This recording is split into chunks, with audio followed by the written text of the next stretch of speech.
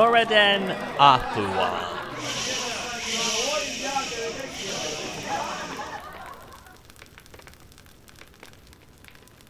Historians still seek to find out more about the mer whose actions ended the Fourth Era. Many are the tales that have been told of him, and most of them seem to contradict each other. Most know him as the fabled Dragonborn of the Fourth Era, the savior of all Nirn, the mer who restored the lost dragon blood of the Septim line of emperors to all Mandus. Some insist that he was a cunning thief. More insist that he was a warrior without compare. Still, others argue that he was a mage of unrivaled power.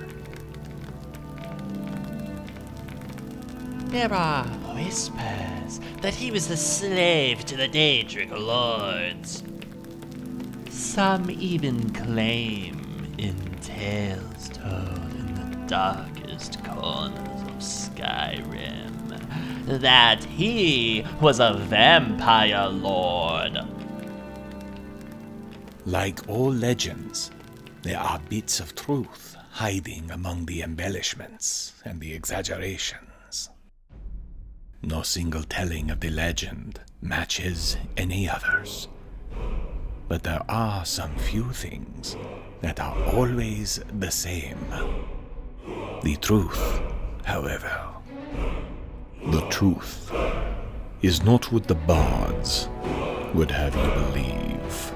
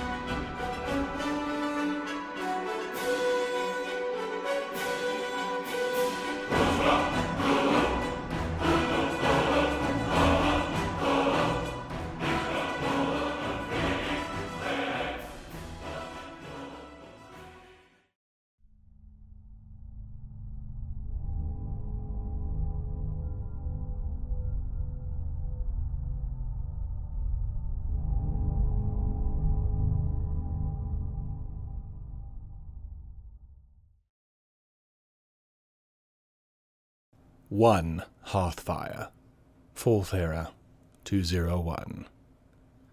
It is amazing, and yet unsurprising, how much faster one can move when one is not constantly beset by minor distractions, like bandits, Stormcloak patrols, and the like. Though it was not raining when I re-entered Whiterun Hold, the fog that enveloped the entire area was thick enough that it seemed to kill sound in almost the same way that a snowfall will.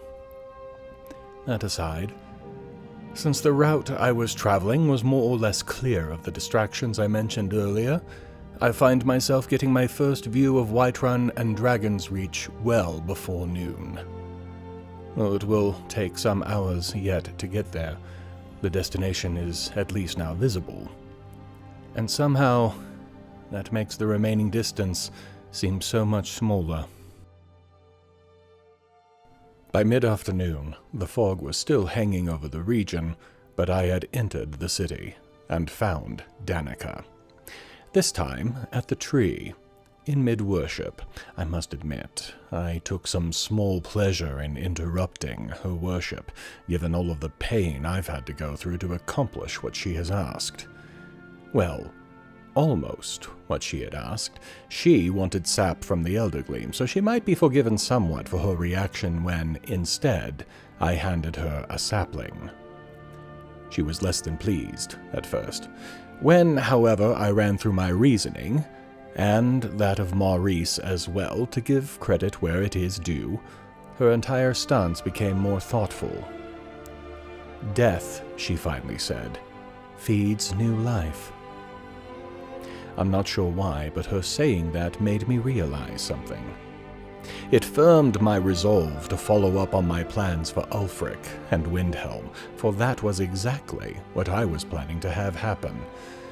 We would raze the city and its leaders to the ground so that new life, better lives, could sprout up in their place. We parted on better terms than it had seemed we would. She has a dead tree to remove and a new one to plant. I have a Jarl to kill and a new one to install. I chose not to check in with Farengar this evening. During my journey home, I had been thinking on the events of the last several days, including my foray with the Legion into Corvinund. There have been a number of things I have learned, but there have also been a few things shown to me that I have yet to really address, mostly in terms of being able to survive the coming weeks or months of war. First, my arms and armor. While I thought them amazing only 2 weeks ago, it has quickly become apparent to me that they are not exactly well made.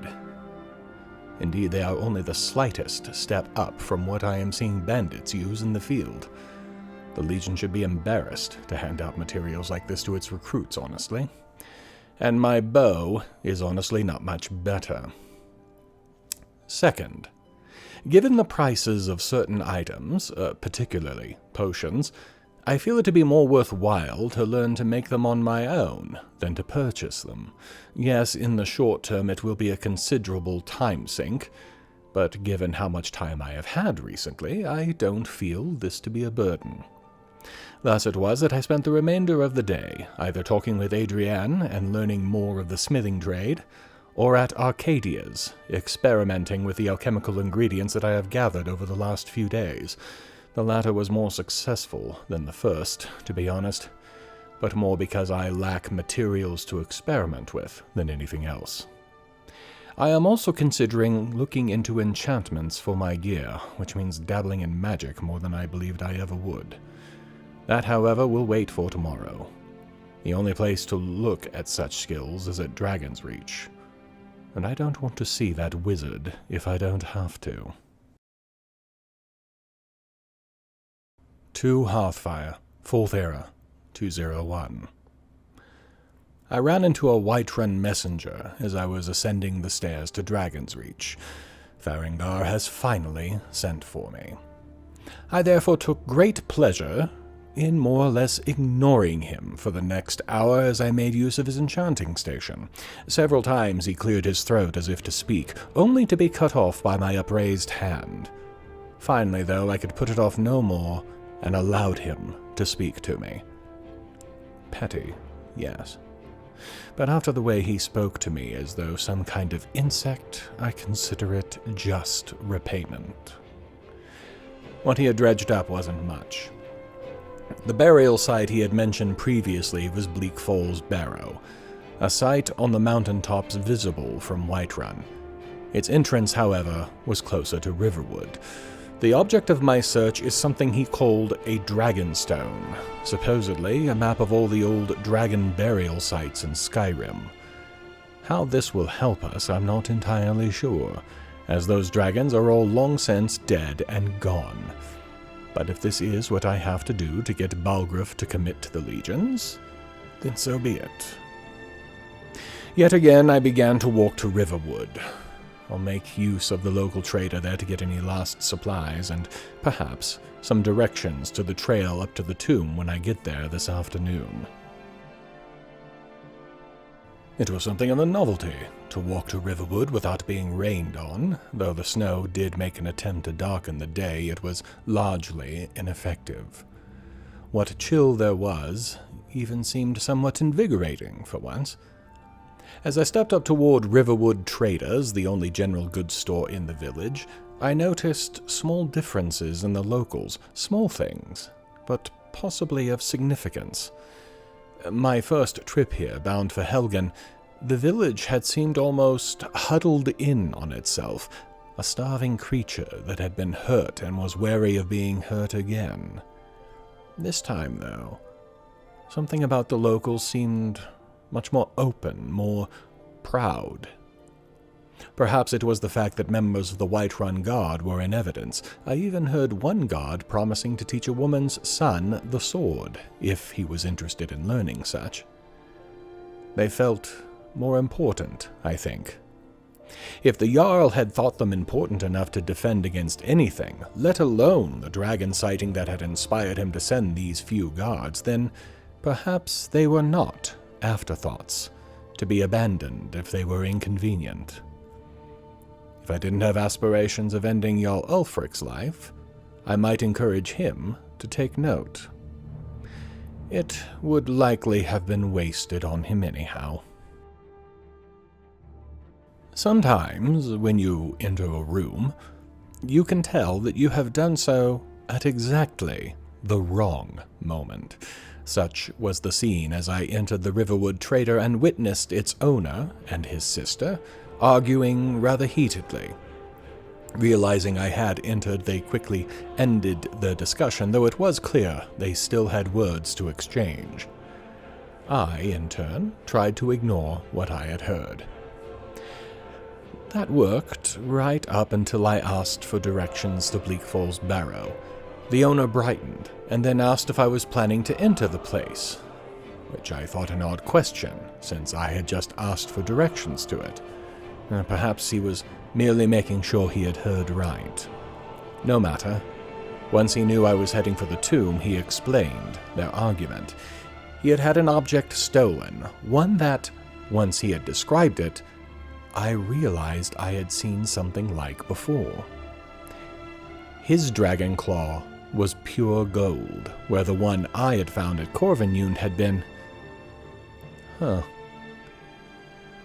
Don't recall what it was made of now. Regardless, if this claw was like mine, it was a key. And if someone had stolen it and went to the barrow, then the door it opened was likely in the barrow. This made its retrieval even more important to my more immediate mission. So naturally, I agreed. Upon agreeing, the owner's sister, a fiery young woman by the name of Camilla, announced that she was going to guide me to the barrow. Her brother was furious, and he had absolutely no leg to stand on. He was not her father, and had little, if any, ability to curtail her intended actions. Not that he didn't try. He directly ordered her to only go to the edge of the town and no further. I pursed my lips somewhat listening to the exchange, but I don't believe he actually is trying to control her life. He just doesn't want her to be at any risk. Not that she will see it that way, but I have repaired enough relationships in this hold recently. We walked to the edge of town, Camilla giving me some vague story about the claw itself, but I wasn't really paying attention. I cared far more about the path up the mountain I would need to take. Once I had that information, I told her I would be back in the next couple of days, and began my ascent. An old watchtower stood near the top of the path towards the barrow, and while none of the inhabitants of Riverwood I had spoken to mentioned anything about bandits being up here, it suddenly occurred to me that if I were going to steal a valuable object, say a pure gold dragon claw, for instance, and take it to the barrow, I might want to leave some people behind to look for pursuers. This tower would be an ideal place for such. So it was that I approached it slowly and quietly, and as well I did. There were not many, but given the group I had recently killed at Mistwatch, I wasn't going to assume they were not competent at their chosen craft. It didn't matter much in the end. I had good sight lines to the pair that were on the ground, and the one in the tower was not prepared for me in any way. All died quickly. But depending on their habits, I may have only a short time before others of their band come looking for me, which means pressing on to the barrow as quickly as possible. Not far up the trail, Bleak Falls Barrow came into view, and I felt a small tremor of fear run through me. Some of it was the wind and snow. Here on the peaks the wind was bitter, and the cold was seeping into my bones. With sunset not far off, I was also staring almost directly into the sun as well, which I didn't imagine would help me hide my approach to the barrow.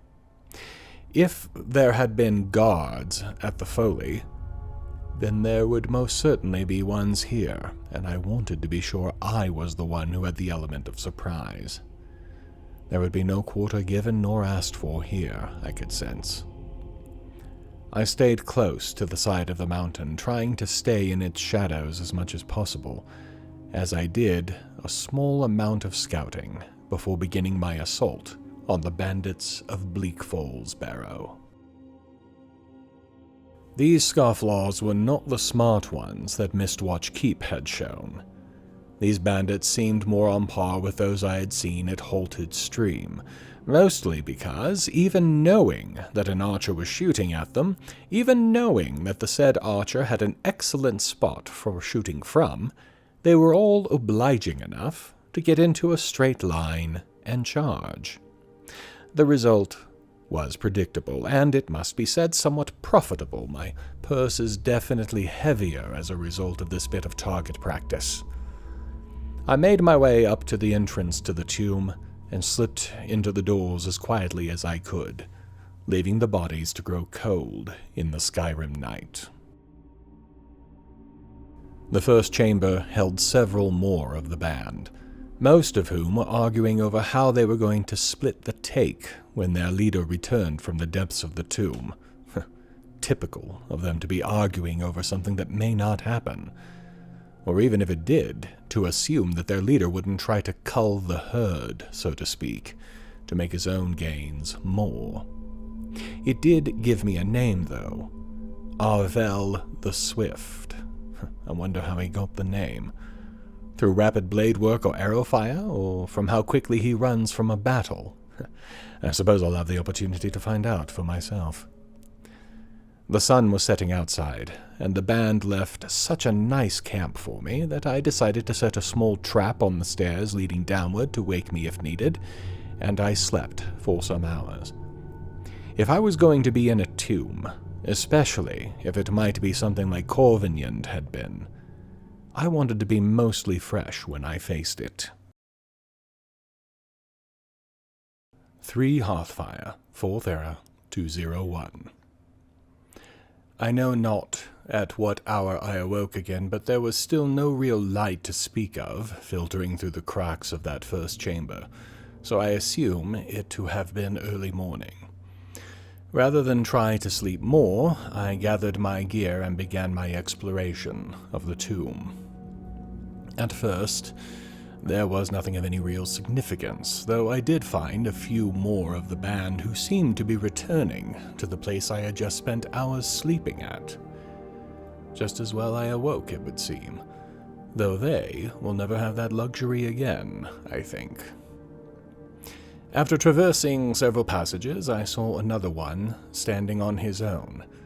For a moment I almost took aim and shot him, but something about his manner told me to wait. It was as well that I did, for moments later he pulled a switch on the floor and was hit by several dozen darts from multiple directions.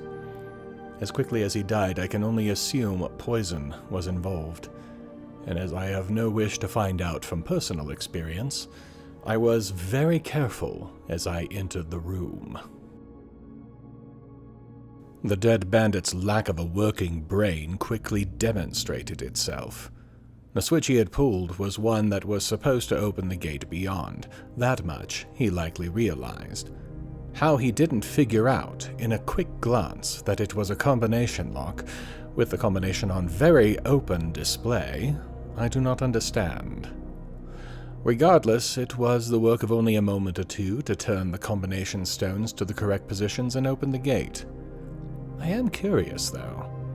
If Arvel the Swift had already passed through, why close the gate behind him? Maybe I'll ask him when I catch up. I caught up to Arvel far quicker than I suspected I would. He started yelling for help, apologizing for running ahead with the claw without some of his band members. He called their names, thinking I was one of them, I think. It drew attention rather quickly, and not mine. I had just found him and realized his predicament when the real danger arrived. I have heard that left alone, a frostbite spider can grow to enormous sizes. In the short hall that led to the room Arvel was hung up in, almost literally, I saw 2 of those large sizes in quick succession. Fortunately, I saw them before they saw me, and I was able to kill them quickly. When I entered that next room, though, the spider that entered through a hole in the ceiling was almost as large as a giant.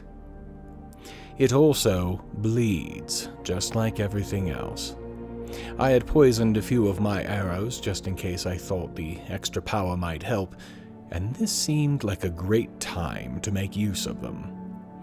The spider died quickly, leaving me to free Arvel the Swift from a massive web across the far entrance. He begged, pleaded, and generally sounded like a whiny child. And, predictably, as soon as I cut him down, he ran deeper into the tomb. I expect I'll find his corpse in short order, but the only way out of this place is back the way I came, which means I don't need to rush to catch up to him. Indeed, he didn't make it more than about 50 feet before he was brought low by yet more of the overlarge arachnids. I, forewarned to their presence by his own tortured screams of pain, made short work of them. The claw I was seeking was on his body, as well as a journal of his research. He had, as he claimed when I was freeing him, figured out the purpose of the claw and its relationship to the Hall of Stories and the door there. Smarter than most in Skyrim, it would seem, and I will grant him that amount of credit, but no more. He did, after all, run headlong into a group of giant spiders. Further on, and I was feeling that perhaps Arvel was the luckier one. Sure, he was dead now, but he, at least, did not need to face the walking dead. My fears that this tomb would be similar to what I saw at Corvinjund were quickly proven correct, as no less than 6 of the dead slid from their niches in the wall and attempted to add me to their ranks. I was of no such mind, and I had tried to prepare for this eventuality. I now had a second bow, this one of silver, and had, while Farengar had watched on in irritation, placed my first enchantment on it yesterday. This enchantment, I was assured, was one that would be of particular use against the undead. It would seem they had been correct when I was told this. I may have to return to Belethor's general goods and tip the man for the good information. Assuming I survive this, of course. But assured now that my preparations might actually help me live, I thought that possibility now more likely than it had been a mere 10 seconds before. Several hours of careful movements, shooting from the shadows, and generally acting as though my life depended on not being seen, which honestly it likely did, I finally reached a new chamber that, well, it told me that the tomb I had been traversing was actually the newest part of this tomb, something that was built on top of a far older site, which might lend some credence to Farengar's idea that there is something related to the dragons here.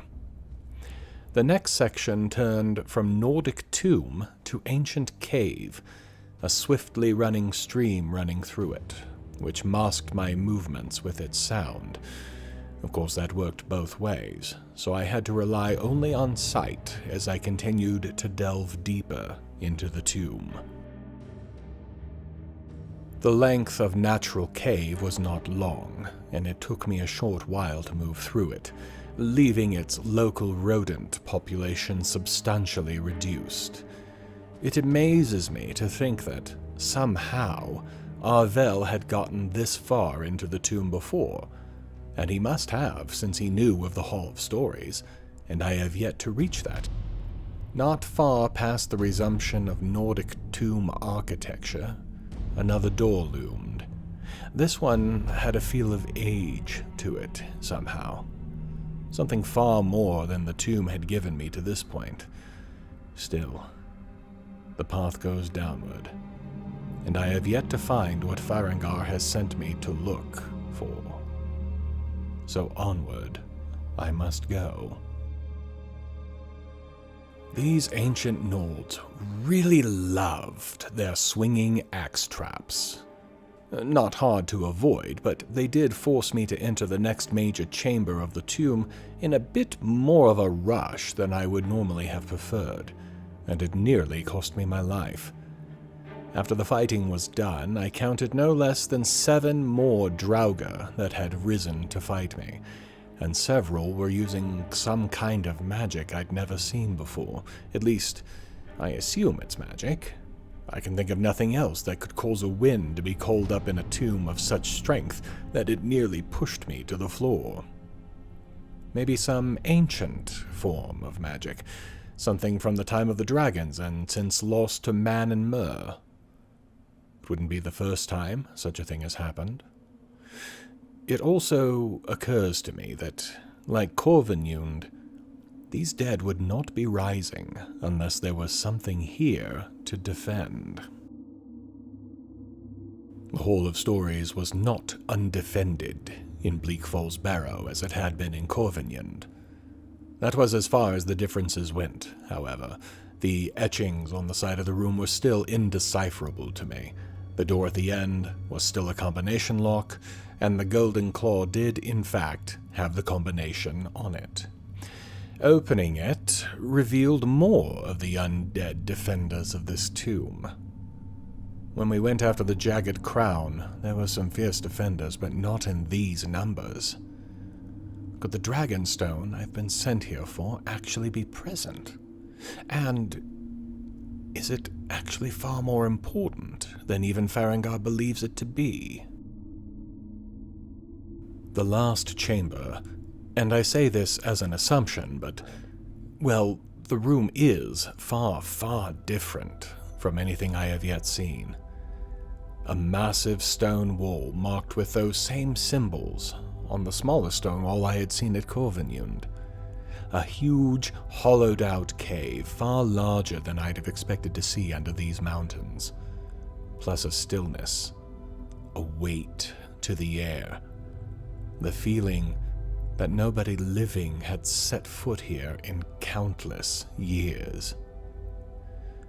If there is a Dragonstone to be found, this is the room where I will find it, I do not doubt.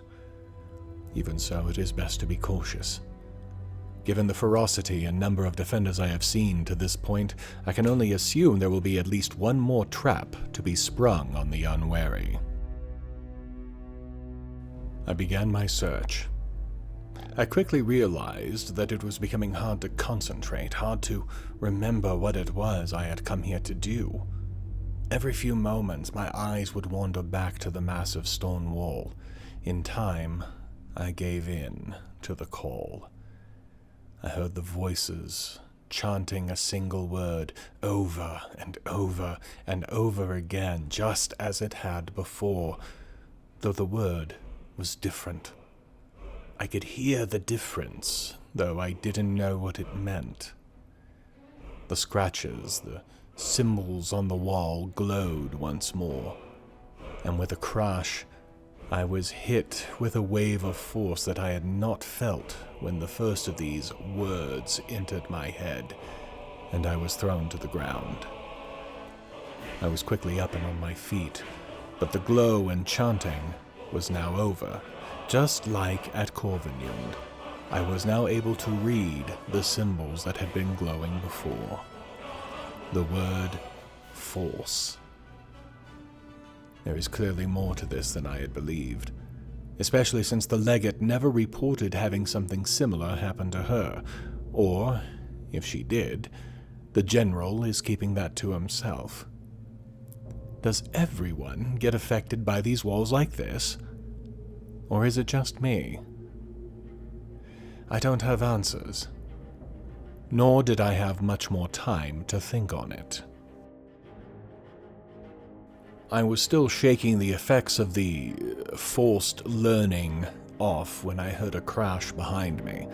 My distraction had led me to completely miss the giant sarcophagus near the wall. Its lid had just fallen to the ground, pushed there by the former inhabitant, which was now drawing its bow and taking aim at my face. I may have been distracted before, but that was no longer the case. I ran. Back into the entryway, where I was able to dart between giant stone columns, break line of sight with the creature, and formulate a quick plan. Unfortunately, the only plan I could come up with on short notice was fill it full of arrows and hope it doesn't kill me. As plans go, not the best one I've had, but certainly not the worst either, especially since it worked. The bow I had prepared, along with some few silver arrows I had been saving for a special occasion, such as this one, made all the difference. Watching the Draugr catch fire as the silver penetrated what passed for its hide was breathtaking. If, for no other reason, the smell. When it finally fell dead, I approached cautiously. I should not have been, but I was still surprised when I found, hanging from its belt, a pentagonal stone with a very primitive-looking map of Skyrim. At a guess, the Dragonstone I was sent to find, which means I can finish looking through this final room and, with luck, be out of here soon. There was still one more passage to explore, and in short order I emerged from Bleak Falls Barrow to find myself overlooking what I believe to be Lake Illinalta, which means I have traveled several miles below the mountains between that lake and Whiterun itself. The sun is still fairly high in the sky, and if my guess is correct, I should be able to make it back to Riverwood at a minimum before sundown. I need to stop there anyhow. That shop owner will want the gold claw back, I suppose.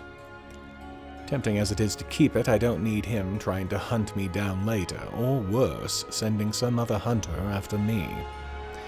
Once I have a better idea of where I am, I may continue straight on to Whiterun and deliver this stone to Farengar, and maybe, with a little bit more luck, actually get this war started so I can get back to more important things. The day was more advanced than I had believed, but it was still just short of dusk when I walked into Riverwood and into the traders. Lucan was suitably thrilled to have his trinket back, promising me that he'd somehow make it up to me someday. That honestly doesn't matter to me. The claw was a means to an end, the way that I find something that should help me to get back to my real goals. My goals. Which now include making for Whiterun tonight. Strangely enough, the sleeping giant is run in an odd fashion. The grizzled old veteran I once mentioned handles the rooms, and when she is not there, as now, Orgnar does not step in to take over that portion of the business. Effectively, if she isn't there, I can't get a room, which means to Whiterun I walk. It will be late, possibly early morning before I get there, at which point I head straight for a bed, and Farengar can go hang for all I care. It was not quite midnight when I reached the Bannered Mare, cold, tired, and about as worn out as I have been in recent days. Granted, I have been busy, swords to retrieve, symbols of divinity to revive, and so forth. But for some reason this foray into the Nordic tomb has had a greater toll on me than any of those other tasks. I managed to somehow get and pay for a room without stumbling over my words too badly, then all but collapsed into my bed.